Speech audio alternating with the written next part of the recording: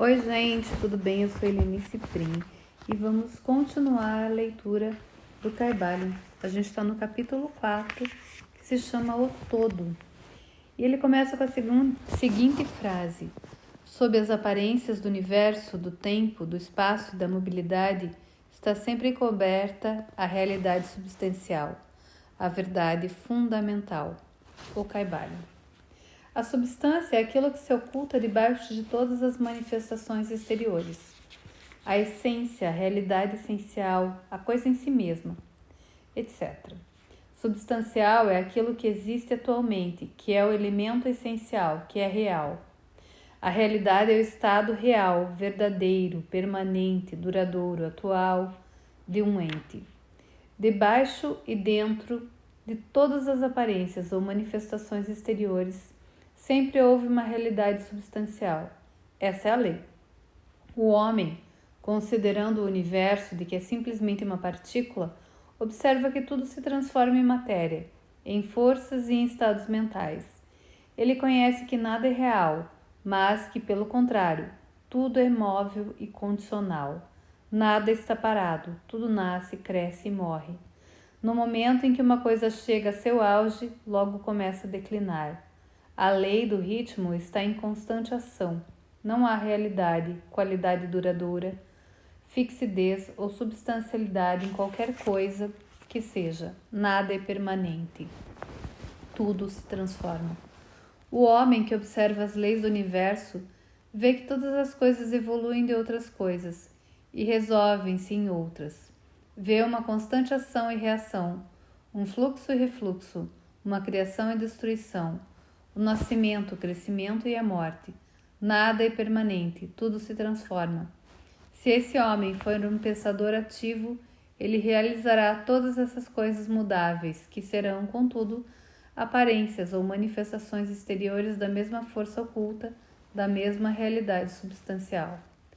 Todos os pensadores de todos os países e todas as épocas compreenderam a necessidade de ser admitida a existência dessa realidade substancial.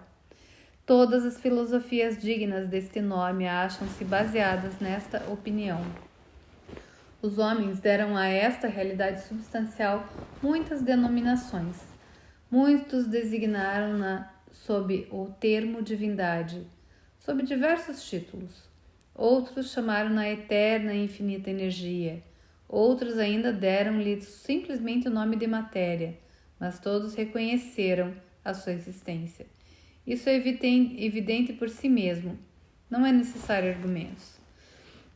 Nessas lições seguiremos o exemplo de muitos grandes pensadores antigos e modernos, os mestres hermetistas, e designaremos esta força oculta, esta realidade substancial, sob o nome de todo, o todo, termo que consideramos como o mais compreensível dos diversos termos empregados pelo homem para designar aquele que excede todos os nomes e todos os termos.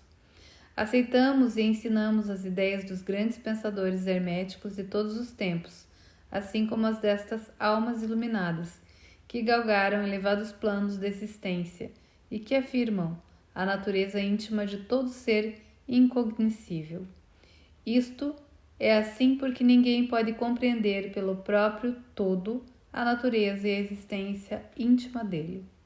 Os hermetistas pensam e ensinam que o todo em si mesmo é e será sempre incognoscível. Eles consideram todas as teorias, conjecturas e especulações dos teólogos e metafísicos a respeito da natureza íntima do todo, como esforços infantis das mentes finitas para compreender o segredo do infinito.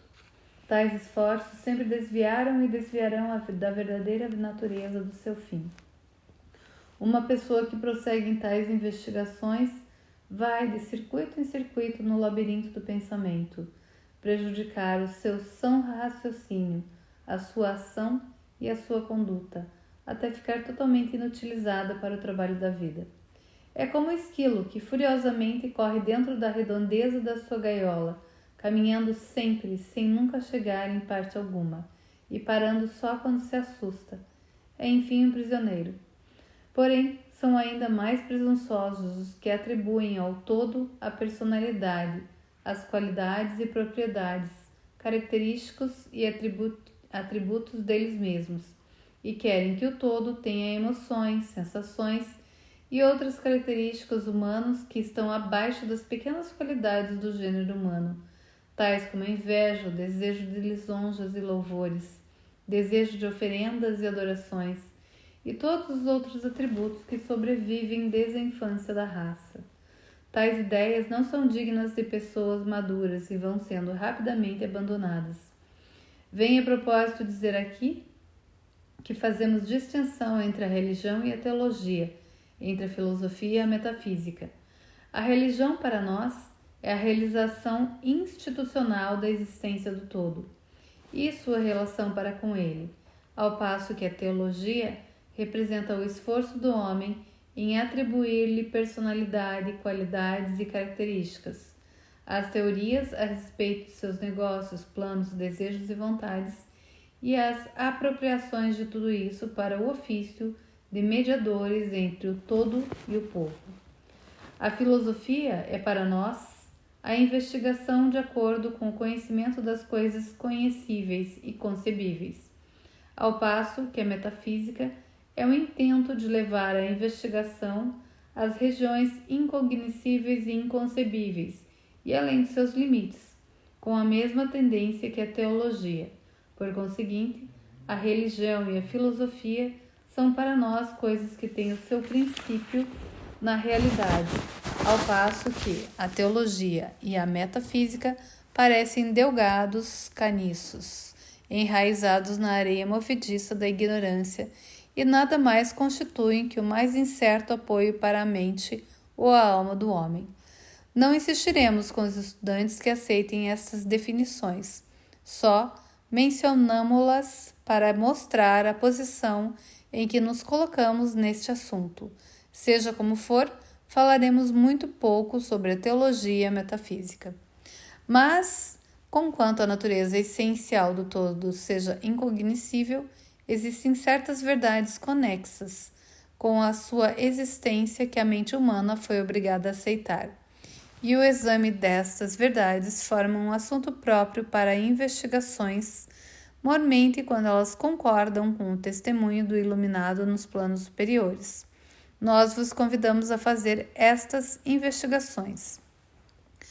Aquele que é a verdade fundamental, a realidade substancial, está fora de uma verdadeira denominação, mas o sábio chama-o o todo, o Kaivalya.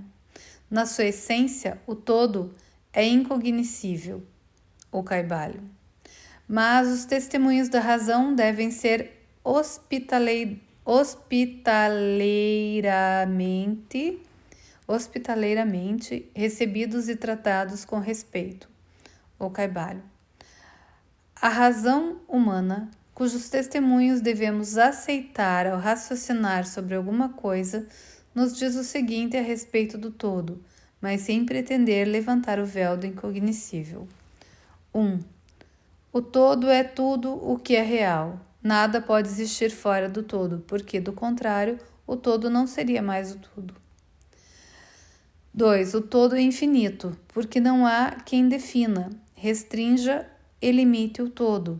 É infinito no tempo ou eterno. Existiu sempre, sem cessar, porque nada há que o pudesse criar. E se ele não tivesse existido, não podia existir agora. Existirá perpetuamente, porque não há quem o destrua. E ele não pode deixar de existir, porque aquilo que é alguma coisa que não pode ficar sendo nada. É infinito no espaço, está em toda parte, porque não há lugar fora do todo. É contínuo no espaço sem cessação, separação ou interrupção, porque nada há que separe, divida ou interrompa a sua continuidade, e nada há para encher lacunas. É infinito ou absoluto em poder, porque não há nada para limitá-lo, restringi-lo ou acondicioná-lo. Não está sujeito a nenhum outro poder, porque não há outro poder.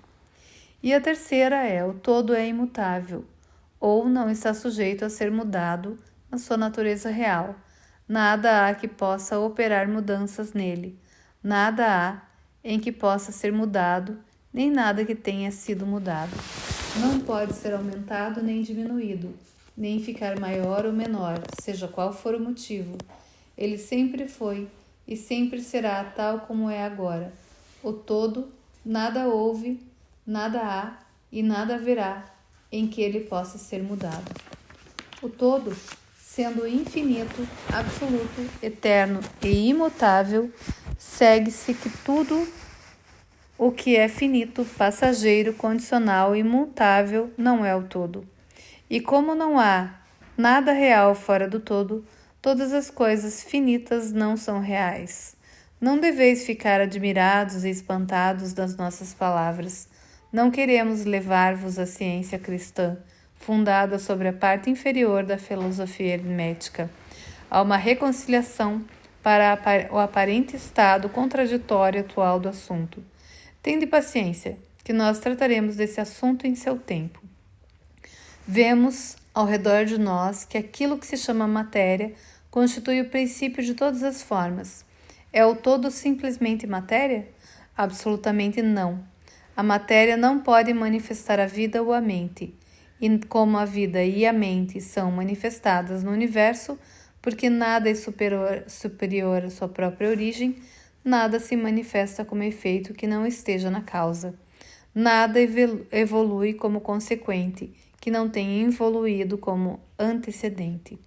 Quando a ciência moderna nos diz que não há realmente outra coisa senão matéria, devemos saber que aquilo que ela chama matéria é simplesmente uma energia ou força interrompida, isto é, uma energia ou força com poucos graus de vibração. Disse um recente escritor: a matéria obscureceu-se no mistério. Mesmo a ciência materialista já abandonou a teoria da matéria e agora se apoia sobre a base da energia. Então o todo é simplesmente energia ou força? Não é energia ou força como os materialistas empregam estes termos, porque energia e força deles são coisas cegas e mecânicas, privadas de vida ou de mente. A vida ou a mente não pode evoluir da energia ou da força cega, pela razão dada acima, que nada é superior à sua própria origem, nada evolui que não tenha evoluído, nada se manifesta como efeito que não tenha sua causa. E assim o todo não pode ser simplesmente energia ou força, porque se fosse assim, não teriam existência a vida e a mente, e nós sabemos muito bem que elas existem, porque somos nós os que temos vida e que empregamos a mente para considerar essa questão, assim como os que pretendem que a energia ou força é tudo. Que é, pois, que sabemos existir no universo que é superior à matéria ou energia? A vida e a mente. A vida e a mente em todos os seus diversos graus de desenvolvimento. Então perguntais, quereis dizer que o todo é vida e mente? Sim e não, é a nossa resposta. Se entendeis a vida e a mente como nós, pobres mortais, conhecemos-las, diremos não. O todo não é isso. Mas que natureza de vida e de mente quereis significar? Direis vós. A resposta é a mente vivente, muito acima do que os mortais conhecem por essas palavras. Como a vida e a mente são superiores às forças mecânicas ou à matéria, a infinita mente é muito superior em comparação à vida e à mente finita. Queremos exprimir o que as almas iluminadas significam ao pronunciarem reverentemente a palavra espírito. O todo é a infinitamente vivente. O iluminado chama espírito. E terminamos aqui o capítulo 4.